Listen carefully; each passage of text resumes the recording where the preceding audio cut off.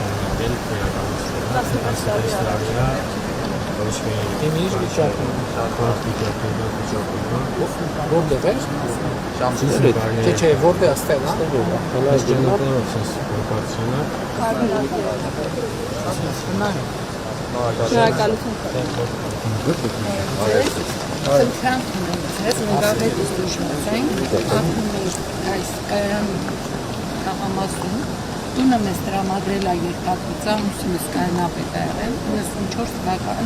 թվականից ապրել ենք այդ տարի։ Դա ինքնաշենչ է, դա մեզ տվել է երկաթգծը, բայց երկաթգծը այդ տունը հատկացրել է, չեմ կարող ասեմ կոնկրետ որ թվականին